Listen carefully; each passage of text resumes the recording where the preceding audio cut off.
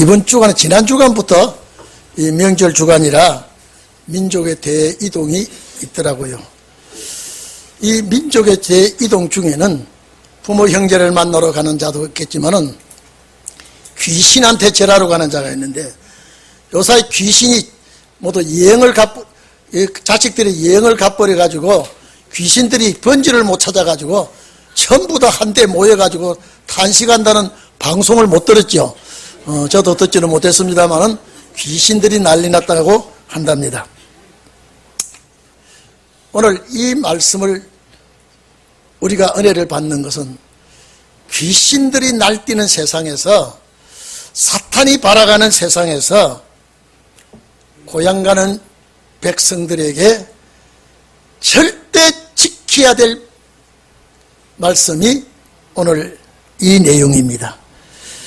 하나님께서 출애굽시킨 이스라엘 백성들에게 가나안을 보내기 위해서 모세를 앞세워서 이렇게 장정만 60만 대군을 시내산 아래 집결시켜 놓고 모세를 그 산 정상에 불러올려서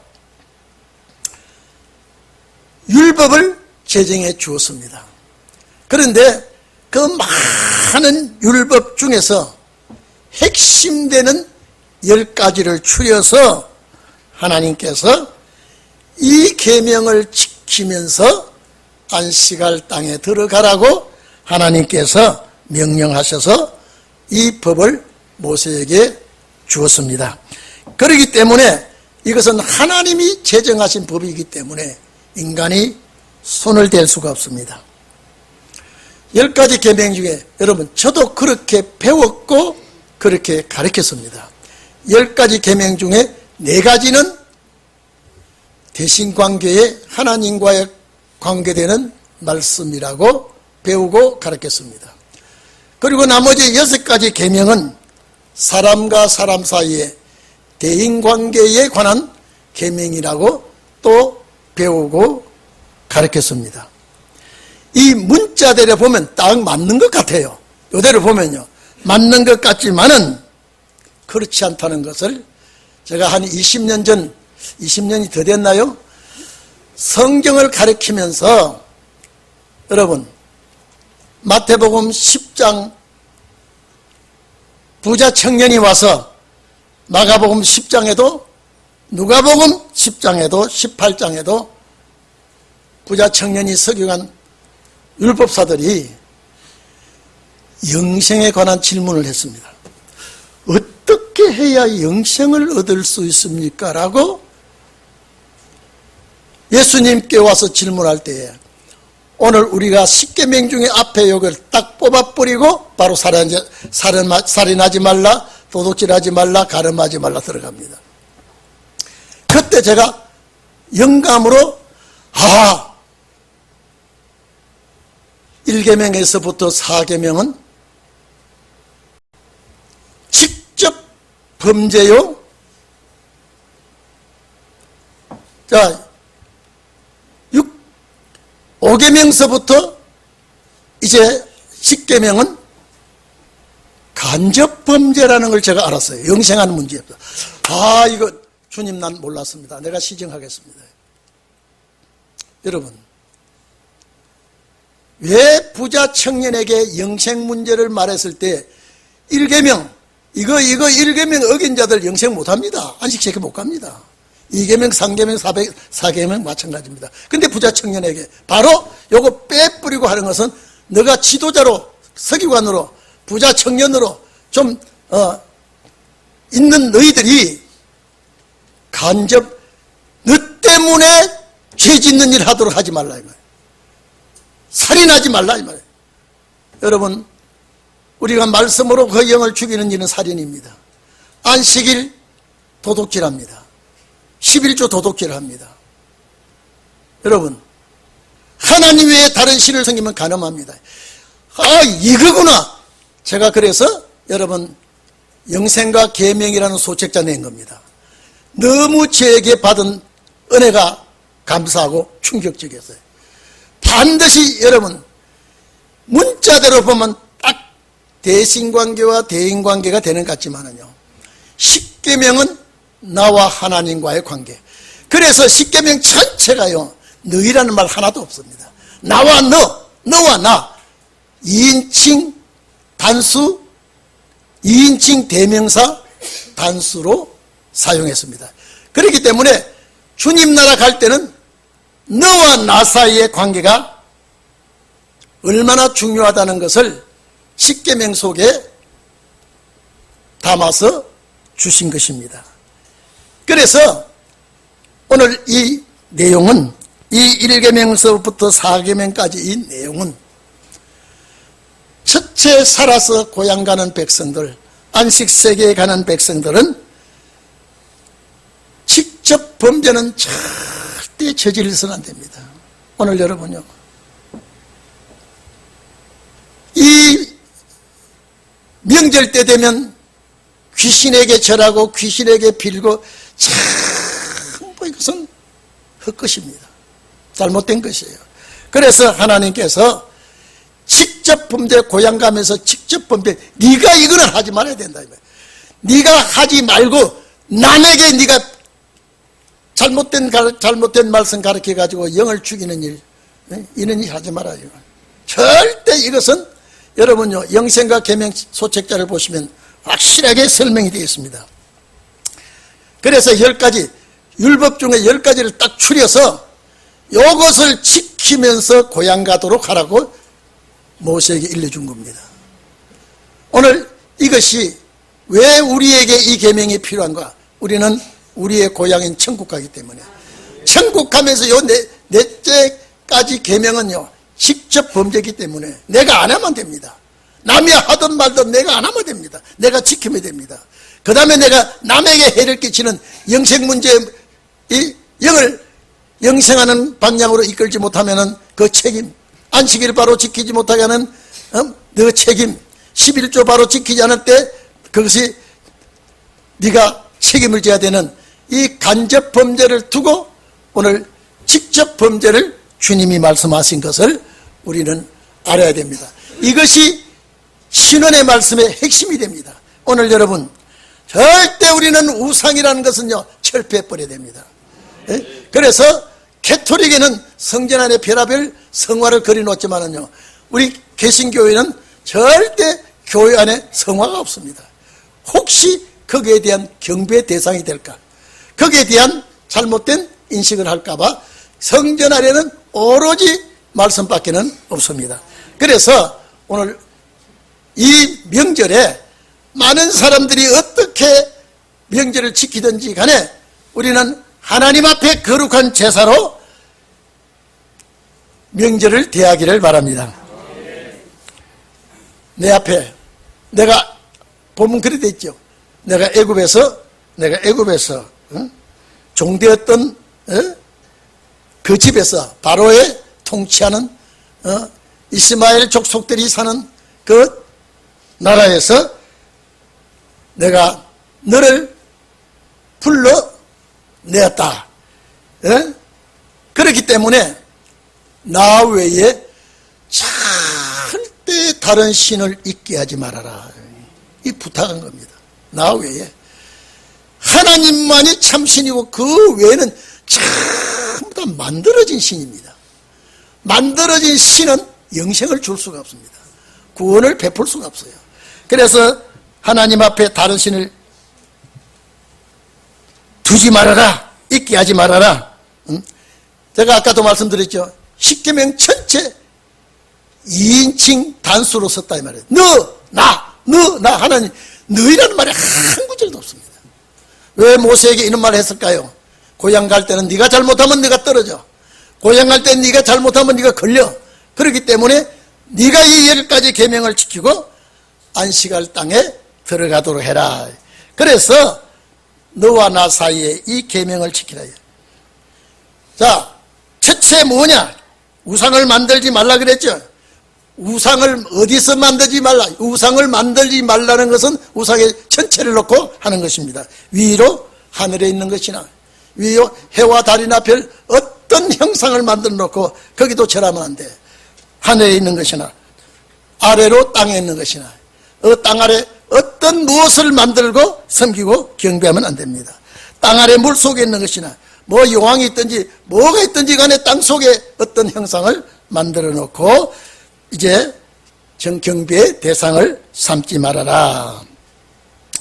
그래서 아무 형상도 만들지 말아라. 그러면 오늘날 모든 이방 종교는 여기 다 걸립니다. 별걸 만들어 놓고 다 경배합니다. 다 절합니다. 오늘 첫째 우리는 하나님 앞에 어떤 형상이라도 모양이라도 만드는 자는 가나안 땅 안식의 땅 들어갈 수 없다는 것입니다. 그리고 둘째, 절하기나 섬기지 말아라. 절한다는 말은 엎드리다, 자 몸을 굽히다라는 건데 경배 대상 절대 절하지 말아라. 예술이나 어떤 기념품 조각은 경배 대상이 아닙니다. 제가 저쪽 방배동 저쪽에 있을 때 바로 옆집 옆에 미대생이 하나 있어가지고요. 아마 그 집안이 예수를 믿는 집안 같아요. 아마 제가 목사인 줄 알고 이런 질문했어요. 목사님, 내가 미대 지금 졸업반인데 졸업반이 되고 나니까 조각을 많이 만드는데 우리 엄마가 참 너는 미대 보낸 걸 참 이 성경 볼 때마다 이 마음이 아파서 이 성경이 이리 되어 있는데 이 우리 딸년이 미대 가가지고 뭐 조각을 만들고 볼 때마다 고민이 돼서 오늘 목사님 여기 집 앞에서 만나서 내가 물어봅니다. 제가 웃었어요.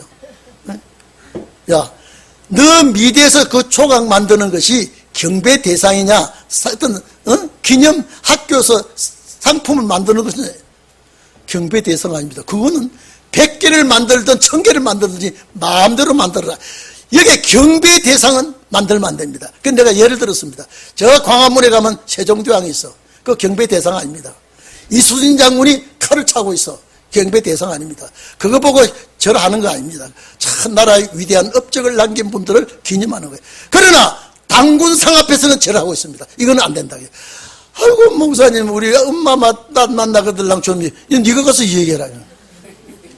그때부터 상판을 피고 학교 졸업 잘했다 그래요. 여러분요, 교회에서 잘못 가르치면요, 무슨 형상이란, 여러분요, 경배의 형상을 만들면 안 되지만은요, 학교에서 조각을 만들고 기념만을 만들고 이런 상관이 없습니다. 절하지 말라 그랬죠. 엎드리지 말아라. 절대 엎드리지 말아라. 절하면 안 된다. 섬기지 말라요. 오늘 이 자리에 계신 여러분, 이 말을 하나님께서 모세를 통하했는데 출애굽기 32장 28절을 보면요, 모세가 산에서 빨리 내려오지 않으니까 아론이 금송아지 만들기 시작합니다. 기목걸이 다 뽑아가지고 금송아지 우상 만들다가요 3,000명이 그 자리에서 죽여버렸습니다. 오늘 여러분, 금송아지 사건이 출애굽 중에 큰 우상 만들어 섬기다가 작살난 장이 32장입니다. 하나님이 그것까지 싫어하는가 싶습니다. 그래서 시편 115편 4절로 8절 보면은 저희 우상은 은과 금이요 사람의 수공업이라요. 입이 있어도 말을 못하고, 눈이 있어도 보지 못하고, 귓구녕이 있어도 듣지 못하고, 손이 있어도 만지지 못하고, 코가 있어도 냄새도 못 맡고, 발이 있어도 걷지도 못하는 이런 것들은 만들면 안 된다고 그랬습니다. 시편 135편 15절에서 19절 똑같은 말이 들어있습니다. 전부 다 이 우상숭배예요. 이사야 44장 9절에 10절에도 우상을 만드는 자는 허망하도다. 그들이 기뻐하는 우상은 다 무익하다. 그 증인들은 보지 못하고 알지 못하고 수치를 당할 것이다. 에레미야 51장 17절에도 사람마다 우준하고 무식하도다. 금장색마다 자기가 만든 신상으로 수치를 당한다. 오늘 여러분, 그들이 부업 만든 것은 우상은 거짓이야. 그 속에 생명이 없다 그랬습니다.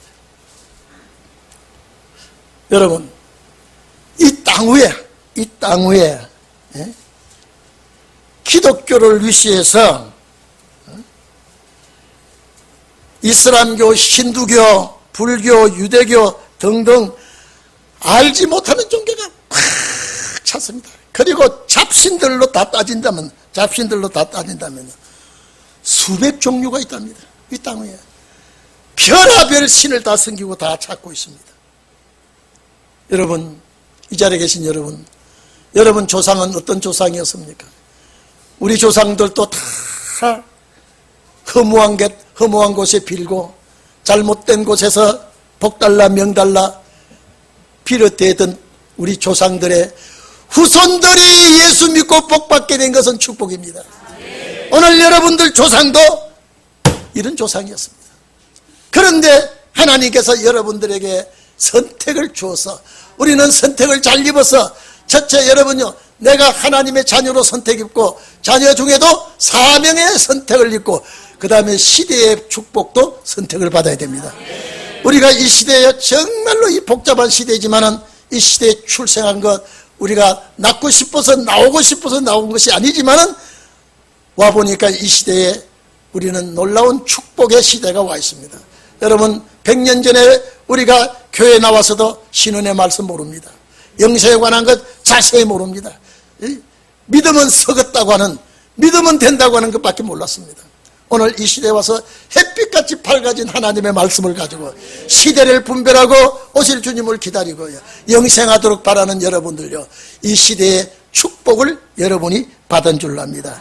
여러분, 저는 불교 집안에서 목사가 나왔고요, 참 저는 저희 할머니만큼 불교의 정성을 들여서 제사 드리러 가는 건 저는 어릴 때 보았기 때문에, 다른 집들은 그렇지 않더라고요. 새벽에 4시에 일어나면요, 요사이 같으면요, 얼마나 참 온수가 좋고 물이 좋습니다. 냇가에 가가지고 도끼를 가지고 깨가지고요, 아이 세상에, 부처 앞에 갔는데 왜 그렇게 머리를 감습니까? 낮에 모욕 제기를 하고요, 요사이 같으면 정말로 사우나도 있고 목욕탕도 있지만요, 들통에다가 물 끓여서 목욕을 하고 또 머리를 감고 그 다음날 절간에 찾아간다고요. 아니, 그 얼음을 깨고 머리를 감으면요, 챔빛이라는 빛이 있어요. 이렇게 비치면요, 얼음이 쭉쭉 쏟아져요. 그래가지고 보따리 이고 절간에 가요. 왜? 우리 손주 잘 되게 해달라고요. 그 집 구석에서 예수 믿는 집이 되어버렸어요. 예? 얼마나 감사합니까? 여러분 조상도 하나님을 몰랐던 조상들이에요. 그런데 그 후손들이 예수 믿게 된 그 하나님의 은혜요, 이게 웬일입니까? 웬 은혜입니까? 예? 예수 믿고 하나님의 자녀가 된 것도 참 감사한데, 여러분요, 예수 믿고 하나님의 자녀 된 걸 얼마나 고맙습니까? 그런데 은혜 시대에 지나면 신원의 날이 온다고 기독교가 모르고 있는데, 우리는 성경을 통하여 이사야 61장을 보니까 참 두 시대가 있구나, 두 시대가 있구나. 근데 은혜 시대에서 신원의 날로 올 때에 우리가 이 두 시대를 알게 된 거 얼마나 감사합니까? 얼마나 감사합니까? 율법 시대의 종들은 은혜 시대를 몰랐습니다만은 그 중에 선택받은 자들이 율법 시대에서 은혜 시대를 알았습니다. 그래서 생명을 내대고 은혜 시대 십자가 복음을 전했습니다. 이제는 은혜 시대에서 신은의 날로 또 바뀝니다. 십자가의 말씀으로서 이제는 신은의 말씀까지 겸해서 역사를 하게 되어 있습니다. 예? 여러분, 정말로 우리 후손들이, 자손들이 우상 앞에 가지 않게 되는 거 얼마나 감사합니까? 고린도전서 10장 20절에 보면은 이방신에게 제사하는 자는 귀신에게 절하는 것이다. 여러분요, 이 성경에 기록해놨어요.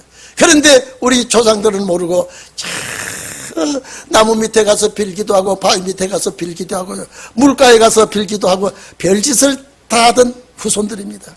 제사라는 것, 여러분요, 제가 전에도 말씀드렸습니다. 894년경 그 전입니다. 송나라 주의가 AD 1130년경 송나라 주의가 중국 송나라 주의가 부모가 죽었을 때에 부모 앞에 효도하는 길을 효도를 잘못해서 돌아가신 부모가 너무나 마음이 아프니까 무덤 앞에 가서 제사하고 무덤 앞에서 절하고 이제는 조상도 신을 만들어 가지고 절하게 한 것이 송나라 주의입니다. 그 전에는요 이 제사 지내는 거 없었습니다. 여러분, 만약에 죽은 조상이 와서 자식들이 드리는 제사를 먹고 간다면요, 날마다 제사를 드려서 그 귀신을 섬겨야 돼요. 먹게 해야 돼요. 안 됩니다. 그거는 절대 귀신이 오는 게, 조상이 오는 게 아니라 귀신이 좋아하는 겁니다. 귀신을 달래주고 귀신 앞에 절하는 거죠. 성경이 귀신하게 하는 것이라고 고린도전서 10장 20절에 기록되어 있지 않습니까? 그러니까 여러분들은 신원의 말씀으로 오실 주님을 기다리게 된 것 감사하시기를 바랍니다. 그리고 여러분요, 나는 질투하는 하나님이다. 여러분, 질투는요, 아무나 길 가는 사람 보고 질투하는 사람 있습니까? 절대 질투는 사랑을 쏟고 거기에 투자를 한 것이 있을 때 질투가 있습니다. 오늘 여러분, 이스라엘 백성들이 애굽에 있을 때에 무슨 짓을 해도 하나님이 질투하지 않았습니다. 질투하지 않았어요. 그런데 양의 피를 뿌리고 이제는 이 백성을 구출해서 해방시키고 이제는 고향을 보내면서 모세에게, 야, 나는 하나님이야. 내가 너희들을 이끌어냈는데 10가지 계명 지키도록 해라. 이걸 잘 지키면 내가 복을 주겠다. 그렇지 않으면 나는 그 대가로 벌을 내리겠다. 나를 사랑하고 내 계명을 지키지 않고 이렇게 하면 하나님이 용서하지 않겠다는 거예요. 조금 전에 말씀드렸죠. 이스라엘 백성 애굽에서 질투 안 했어요. 질투라는 것은 투자가 들어간 곳에 질투가 있습니다. 여러분, 부부간에 잘못하면 질투가 왜 있습니까? 희생했기 때문에. 시장 바닥에 길거리 가는 사람 보고 질투 안 합니다. 하나님께서 질투 안 했어요. 다 애굽에 그냥 두었어요. 그런데 주님께서 신경을 쓰고 구출하고 복을 주고 이끌어내고 사랑을 베풀어서 이방신 섬기면 질투하겠다는 거예요. 그래서 오늘 여러분들요, 이 백성들이 잘못하면은 나를 믿지 않고 따르지 않고 거역하면은 내가 벌을 내린데 3대 4대까지 가겠다. 여러분요, 재앙을 벌을 3, 4대 내려가면 끝납니다. 예? 손이 끊어져 버립니다. 3, 4대까지.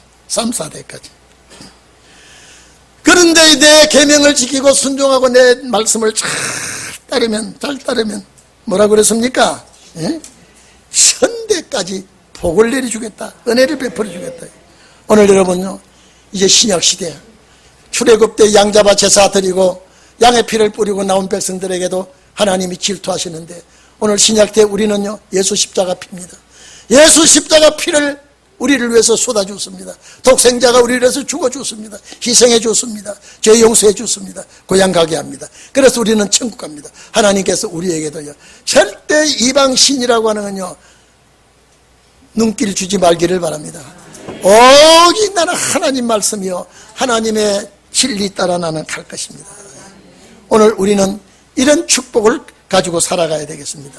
하나님께서 몇 대까지 은혜를 줘요? 1000대까지. 1000사람에게 복을 준다는 이 말은요, 천년 안시대에 복을 준다는 거예요. 이 세상은 나그네 길이기 때문에 어영부영 이세저세 살다가 끝나지만은 저 세상 가면은요, 1000대까지 자자손손 1000사람에게까지 복을 준다는 말은 1000대로 복이 내려간다는 소리입니다. 오늘 이 축복이 우리에게 있기를 바랍니다. 세상 사람들은 무슨 짓을 하든지 나는 고향 가면서 주님만 섬길 것이야. 나는 고향 가면서 주님만 의지하고 따라갈 거야. 세상 사람들이 나에게 무슨 소리를 해도, 세상 사람들이 나에게 방해를 해도 나는 이 신앙, 이 믿음, 이 말씀 가지고 갈 거야. 그래서 여러분은 좋은 조상이 되시고, 좋은 조상 아래 좋은 후손들이 많이 나기를 바랍니다. 이것이 아브라함의 축복이 하늘의 별과 같이 바다에 모래같이 많아지는 역사입니다. 그런데 왜 이 축복을, 자, 내 계명을 지키고 내 말을 잘 듣는 자에게는 천대까지 복을 주겠다는 요 말씀이 어디서 근거를 했냐면요, 요 앞장에 출애굽기 19장 5절에 약속이 되어 있습니다. 세계가 다 내게 속하였나니 너희가 내 말을 잘 듣고 내 언약을 지키면 너희는 열국 중에서 내 소유가 되겠고, 천대까지입니다. 또 너희가 내게 대하여 제사장 나라가 되어 거룩한 백성이 되리라. 여기서 십계명이 축복을 하겠다는 근거가 여기서 나온 겁니다. 오늘 여러분, 이 복잡한 세상, 정말로 사탄이 발아가는 세상이요, 이런 세상에 우리는 하나님의 계명을 내 마음에 새기고 이 말씀 의지하고 안식할 땅에 무사히 안착하기를 바랍니다. 편히 그 나라에 가서 길이 주님과 함께 영원히 사는 축복이, 천대까지 가는 축복이 여러분에게 있기를 축원합니다.